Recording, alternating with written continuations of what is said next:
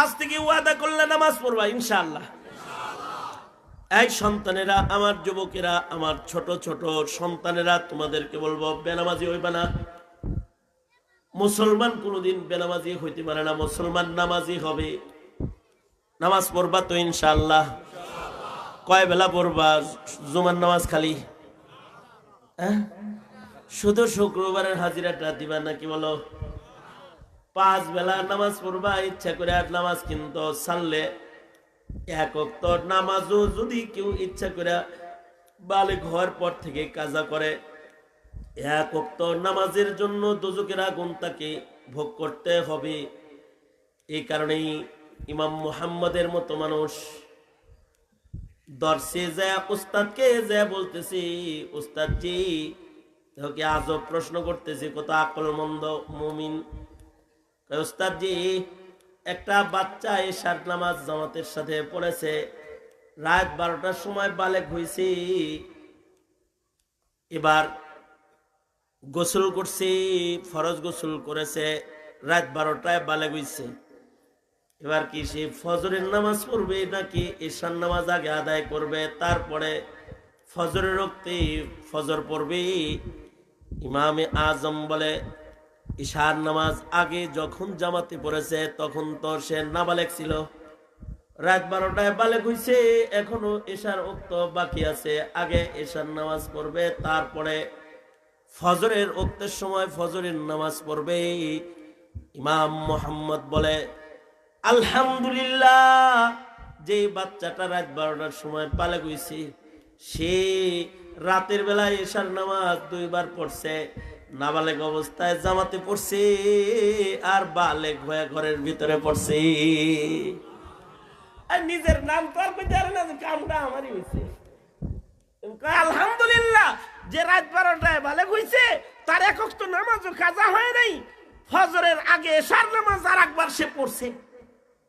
এই হলো নামাজ। তোমরা নামাজি হইবা তো ইনশাআল্লাহ।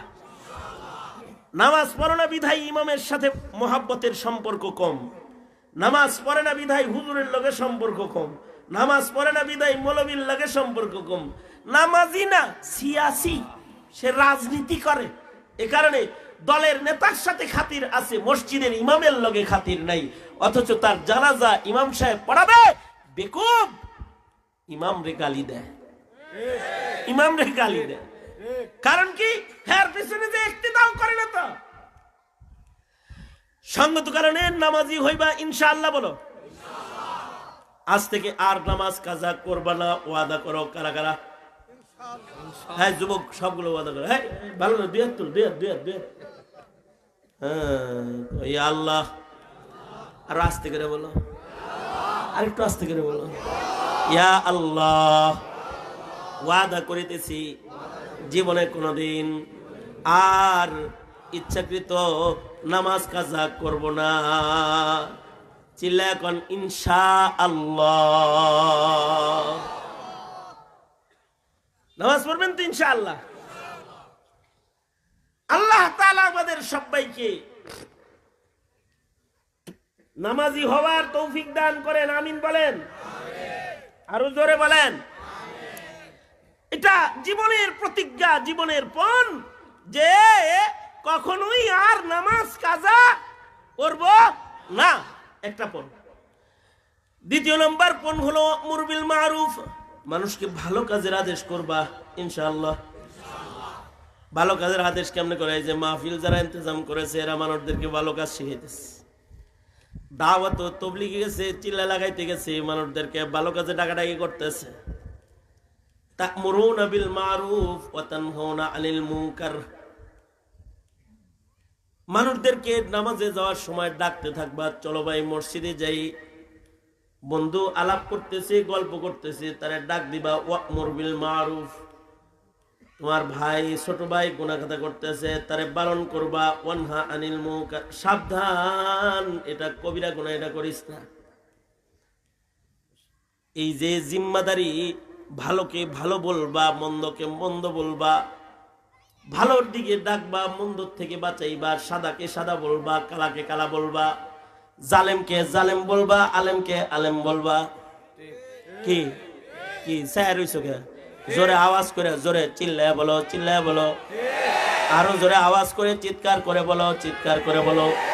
আলেমকে আলেম বলবা, জালেমকে কি বলবা? জালেম বলবা। কত বড় জালেম হইলে পরে কয় যে রোজার মাসে বড় শয়তান ধরা পড়ছে।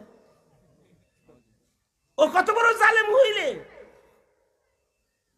আলেমে দিন কেউ চিনে না, শয়তান কেউ চিনে না, সন্ত্রাসী কেউ চিনে না, তালবে ইলম কোরআন পড়ে হাফেজ কোরআন তারেও চিনে না। না, সাদাকে সাদা হিসেবেই চিনবা, কালোকে কালো হিসেবেই চিনবা। ইনশাআল্লাহ। আরো আস্তে করে বলো ইনশাআল্লাহ, আরো আস্তে করে বলো। পারবা তো ইনশাআল্লাহ? আর সত্যের পথে চলতে গেলে তোমাকে মুসিবতের মুখোমুখি হইতে হবে।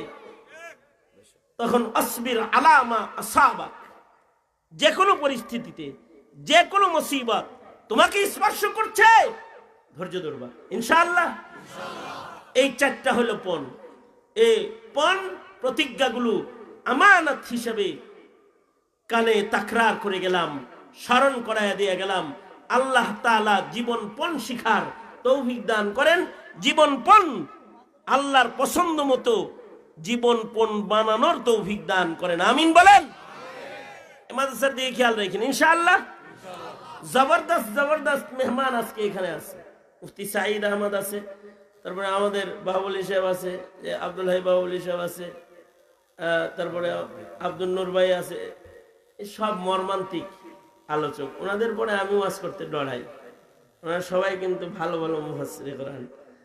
আমাকে ওনারা মোহাব্বত করে, তাই আমার উপরে ইহসান করে যে আমাকে এনে বসায়। তাছাড়া ওনারা সবাই ভালো ভালো আলোচক।